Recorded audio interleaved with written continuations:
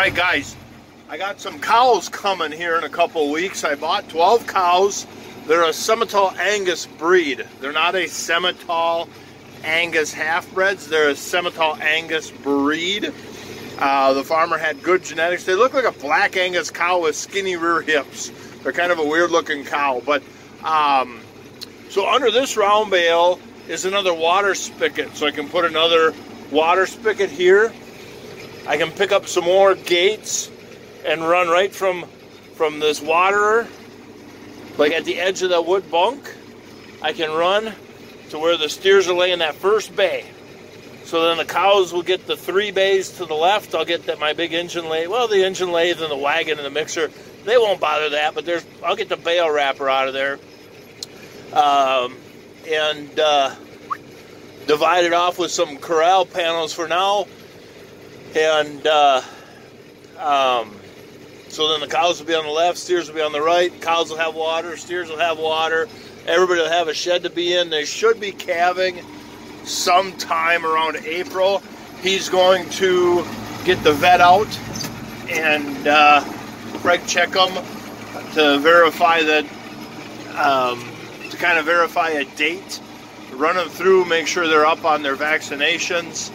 He was buying good bulls from the same farm. There's a couple big beef guys north of me that have good genetics in their herds, and so it may not be the breed I ideally wanted, but it's a good breed to start with because I can I'm going to be an AI kind of guy for breeding anyhow. I am not a bull kind of guy, and so with my beef I'll be using the AI and fine-tuning genetics from there anyhow, just like a dairy herd.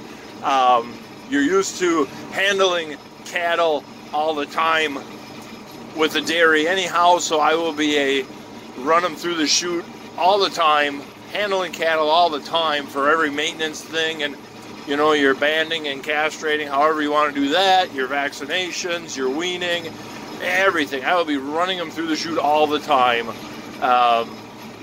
just because oddly enough, handling cattle is kind of an enjoyment. I know, there's a lot of beef people that are just like, no. They go out on pasture, you just leave them alone until the truck shows up to sell.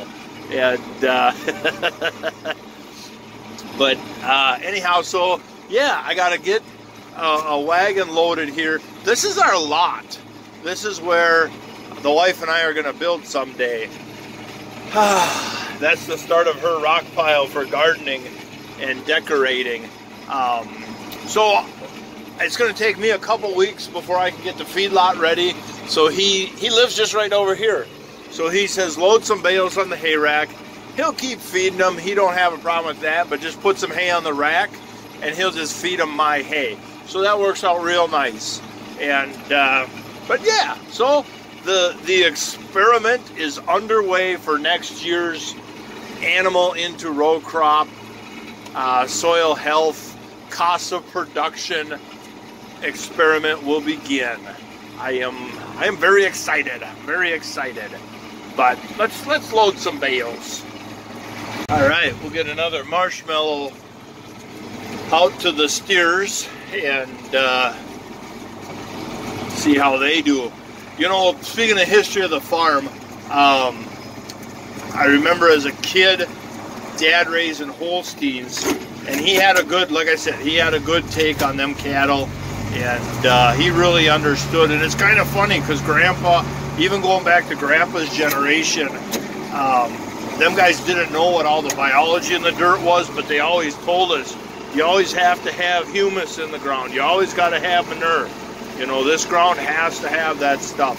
And you can see around you that the more the farms get away from manure history, that the more trouble and the more expense they're having. But Dad raising the steers, raising the steers in the feedlot where my steers are now, I remember as a kid we'd raise Holsteins, and there was a lot of times we got a better price than some people bringing in coloreds, just because Dad had a good program. We had they had ground corn all the time. Their bunks were never empty of ground high moisture corn. And then we also had the sweepings from the dairy cows. And so yeah, and then Dad always, he knew how to get their rumens going, you know.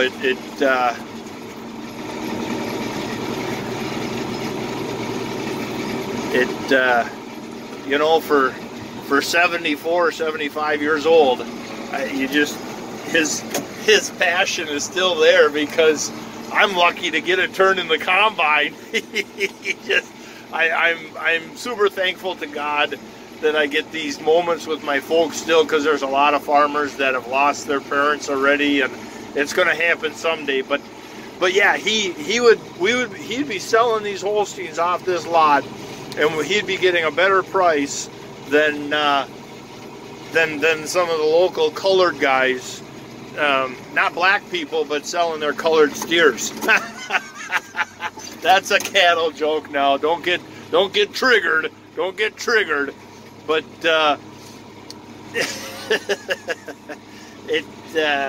yeah, he had them steers just cooking. But that's enough talking. That's enough talking.